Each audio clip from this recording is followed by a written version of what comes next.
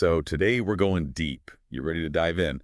We're tackling the realities of climate change, the undeniable facts, the stuff that, like, virtually all climate scientists agree on. Yeah. Because we're going to go beyond that, too. Like, why do some people still deny it's even happening? Yeah, the psychology of it all. It's fascinating. Totally. And then, get this.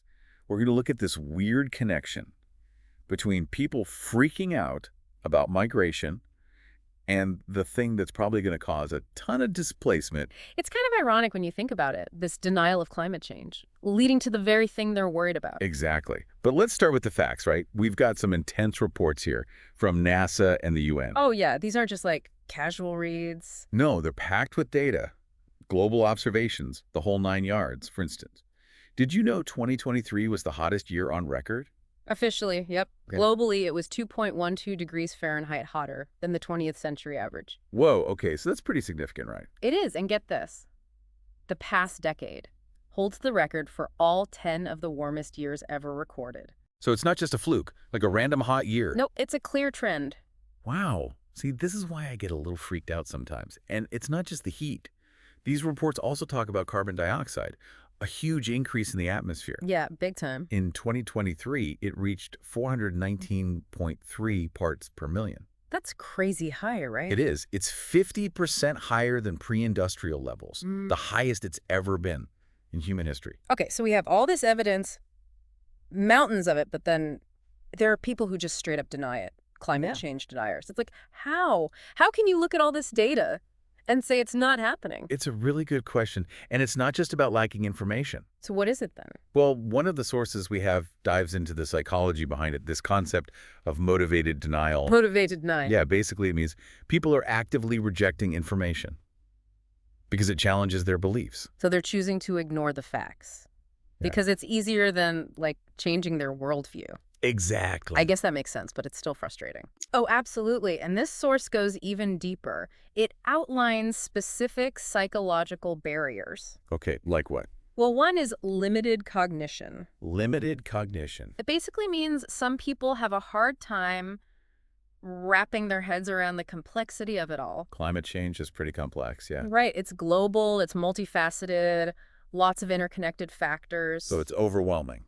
It can be. But we can't just give up because it's complicated, right? No, not at all. Yeah. Understanding these barriers is the first step to overcoming them. Okay, so that's one barrier. What else? Well, another big one is ideologies. Ideologies, huh? Yeah, meaning pre-existing beliefs, often tied to political or religious views that clash with the science. Oh, I see. Like, some people might believe that technology will just magically fix it. Exactly, that's a classic one. The technology will save us argument. Right, but even if technology helps, shouldn't we still be taking steps now instead of waiting for some hypothetical future solution? You would think so. But that brings us to another barrier. Comparison with others. What does that mean? Basically, people downplay the issue because they see others not acting. So it's like a why bother if no one else is kind of thing. Precisely. But that just perpetuates the problem. Exactly. It's a vicious cycle. Okay, so we've got cognitive barriers, ideological barriers. What else? Well, there's also sunk costs. Sunk costs. Yeah, like feeling invested in systems that benefit us now, but we know are harmful long term. Like being attached to fossil fuels. Exactly. Even though we know they're hurting the planet. It's tough to let go of things that have benefited us. Even when they're bad for us. Right. So it's cognitive, it's ideological, it's almost emotional, this denial. It really is. And we haven't even touched on social norms yet.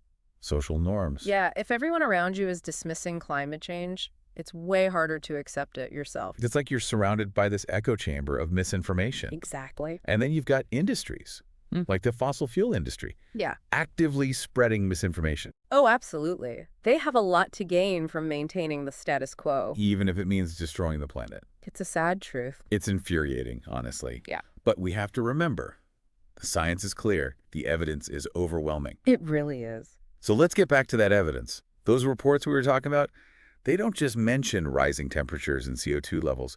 They connect it to some real-world impacts that are already happening. Oh, yeah, definitely. Like massive ice sheets are melting. At an alarming rate. Yeah, this is scary stuff. The Greenland ice sheet, it's losing an average of 279 billion tons of ice every year. Every year. Every single year. Yeah. And Antarctica is losing 148 billion tons annually. Wow. And all that melted ice, it has to go somewhere, right? right into the oceans. Which means rising sea levels. Exactly, and that's already threatening coastal communities. Seriously.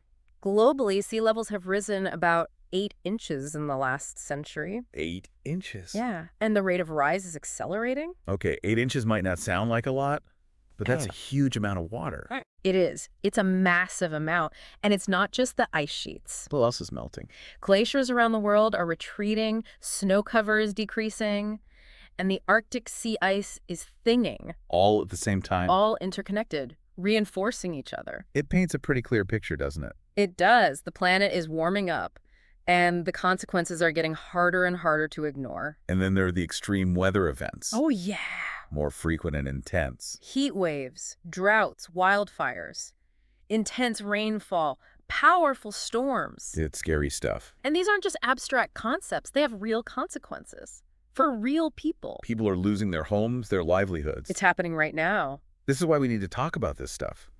People need to be aware of what's going on. Absolutely, awareness is key. Because these are clear signs. Our climate is changing. And the impacts are being felt globally. Yeah, this is serious. We need to take this seriously. Absolutely. And you know what's really tough? These extreme weather events. They often hit the most vulnerable populations hardest. The people who can least afford it. Exactly. Those who have contributed the least to climate change, they end up facing the worst of the consequences. It's like a double injustice. It really is. It just highlights how crucial it is to have global cooperation and support to help those already dealing with these impacts. Absolutely. We need a global effort. Speaking of global, one of our sources pointed out this fascinating irony about right-wing nationalist groups. Oh, yeah, I know what you're going to say. They're often the ones who are super anti-migration. Right, they don't want people coming into their countries. But get this, climate change, the very thing they deny, it's projected to displace massive populations. Ironic, isn't it? Totally. Rising sea levels, extreme temperatures, resource scarcity, all driven by climate change. It's going to force people to move. And create the mass migration they're so worried about. Exactly. It's like, do they not see the connection? It's a big contradiction. This is why we need to have these conversations. We can't just ignore climate change and pretend it won't have huge social and political consequences. Exactly. It's all connected. And this source emphasizes this isn't just a regional issue, it's global. Oh, yeah, this is affecting everyone. It says 3.6 billion people. Wow, that's almost half the world's population. Are already living in areas vulnerable to climate change impacts. That's a staggering number. And as those impacts get worse, we're going to see mass migrations on a scale we've never seen before. People forced to flee their homes. Because of rising seas, extreme heat, droughts. It's a humanitarian crisis waiting to happen. It really is. And it has the potential to destabilize entire regions. Absolutely. Conflicts over resources, political tensions. It's a mess. A big, complicated mess. So where do we go from here? What can we actually do about all this? Well, one key takeaway from our sources is that while individual actions are important, the biggest impact will come from systemic changes. Systemic changes meaning? Meaning we need to shift away from fossil fuels, transition to renewable energy sources. Okay, I see. Invest in sustainable infrastructure, implement policies to reduce greenhouse gas emissions. So things like driving less, conserving energy at home. Those are helpful, but the real change needs to happen at a larger scale. Exactly. We need governments, industries, international cooperation. So it's about collective action.